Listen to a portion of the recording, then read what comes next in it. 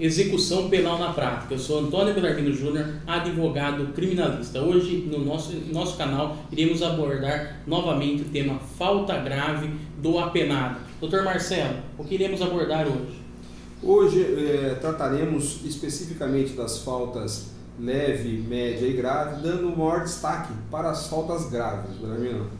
E aproveitando o ensejo, Casagrande, Belarmino, meus amigos que estão nos ouvindo, para quem entender as questões envolvendo falta grave, nada mais coerente do que nós olharmos o que consta especificamente no texto legal.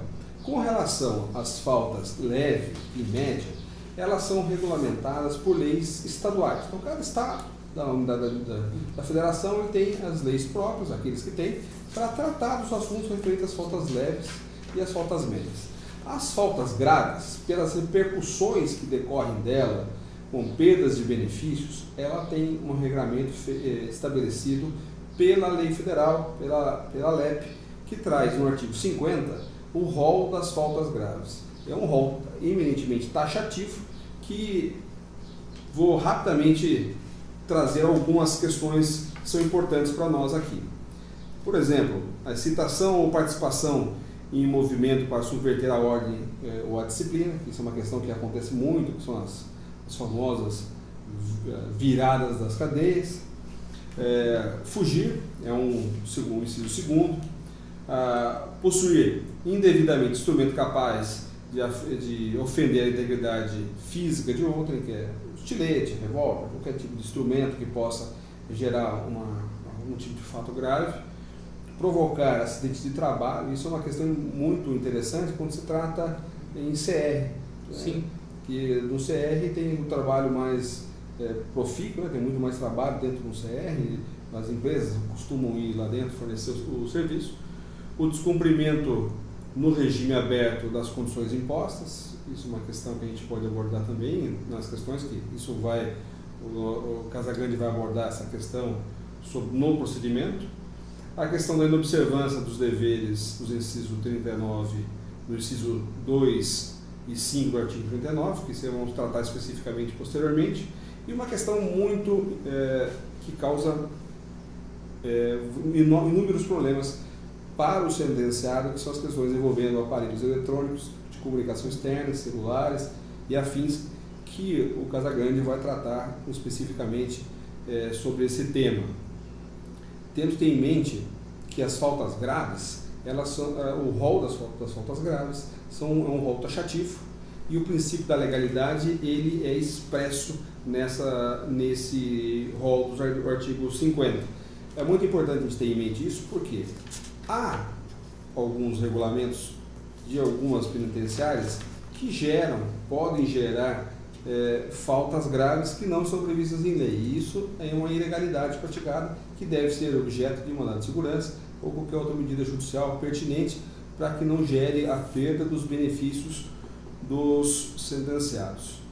Casagrande, eu queria que você abordasse para nós o regramento, o procedimento das faltas graves, como que é o início, como é feita a comunicação, como é que é o procedimento, a defesa, a necessidade da presença do advogado ou não. Que você abordasse um pouco sobre isso.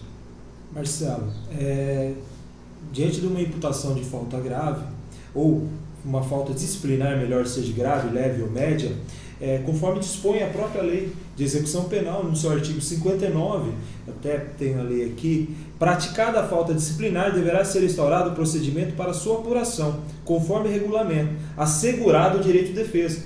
O advogado tem importância absoluta aqui, porque segue o padrão processual penal, ou seja, é assegurado ao acusado o direito de defesa. Então, se faz necessária a presença do advogado.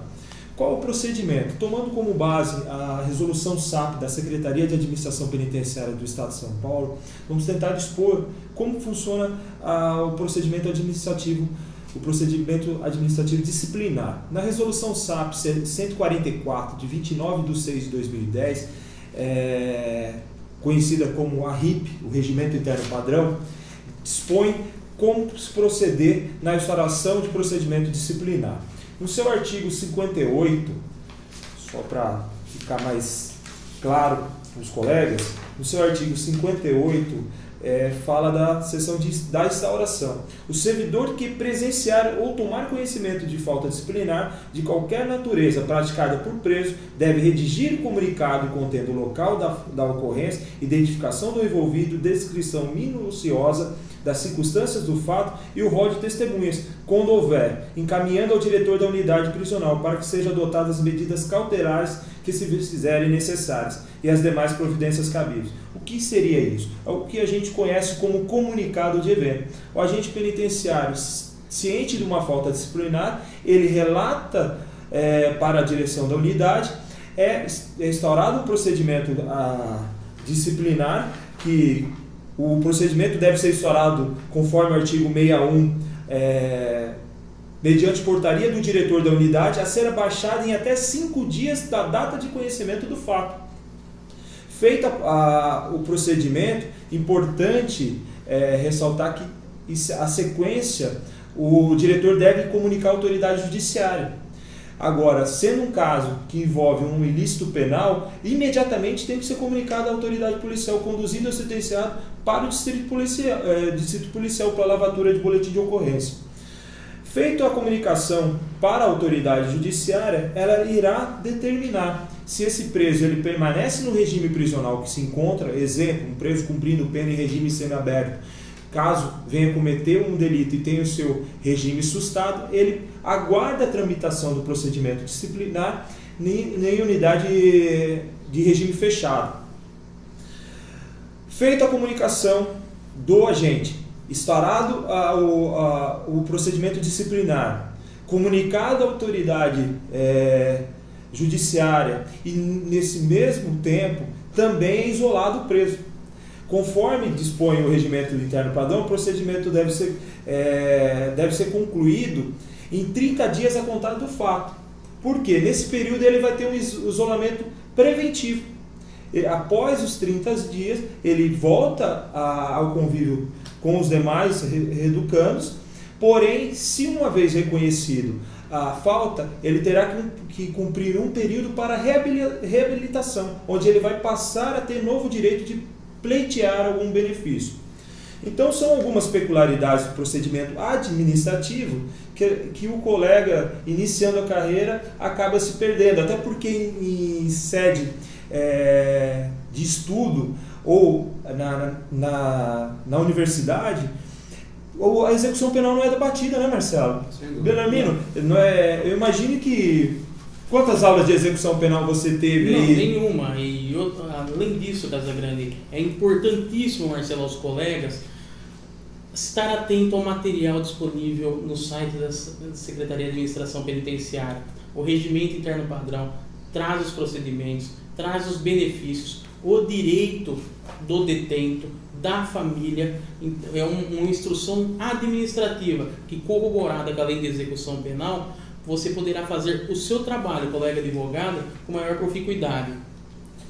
É importante, seguindo ainda na questão administrativa do procedimento, após a instalação dos trabalhos, o termo de instalação de trabalhos, designado o secretário, determinado a data, hora e local da audiência. Se trata de uma audiência una, é um procedimento sumaríssimo. É colhido a oitiva do acusado, ouve-se as testemunhas e, conforme dispõe o regimento interno padrão, a administração poderá, juntamente com a defesa, arrolar até 3 testemunhas, cada um, conforme o artigo 66 do regimento interno padrão.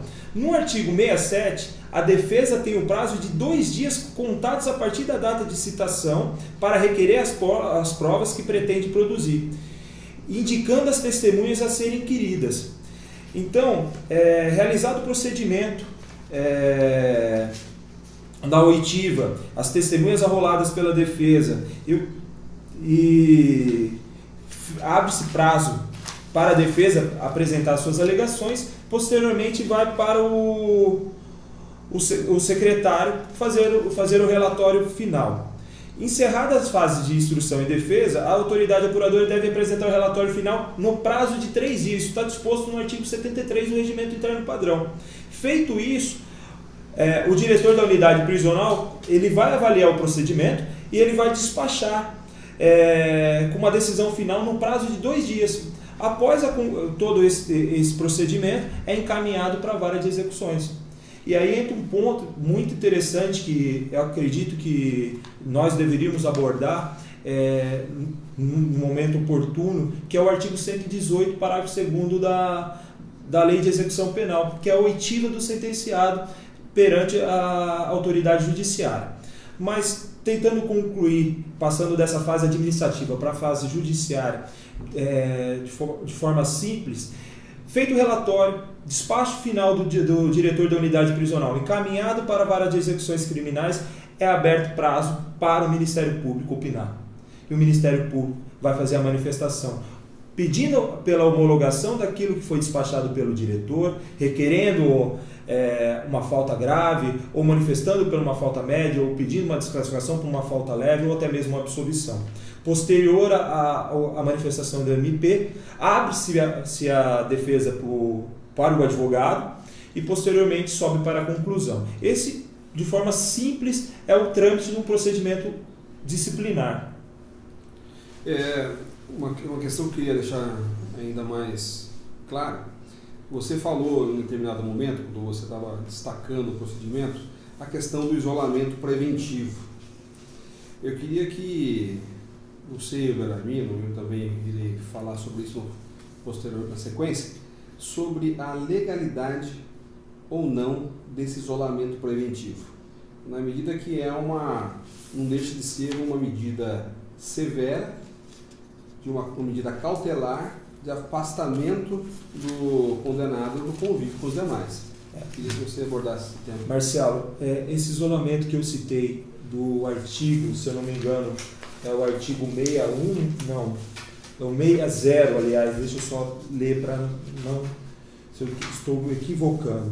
O isolamento preventivo do preso faltoso, nos termos do que dispõe o artigo 49 desse regimento, deverá obedecer às seguintes condições. O isolamento preventivo deve ser computado no período de cumprimento da eventual sanção disciplinar. Fim do prazo do isolamento preventivo e não havendo decisão final sobre a aplicação da respectiva sanção, deve o preso retornar ao convívio comum até a decisão final, proferida por autoridade competente. O prazo do isolamento preventivo começa a contar da data de inclusão em cela de isolamento disciplinar ou outro local destinado para esse fim.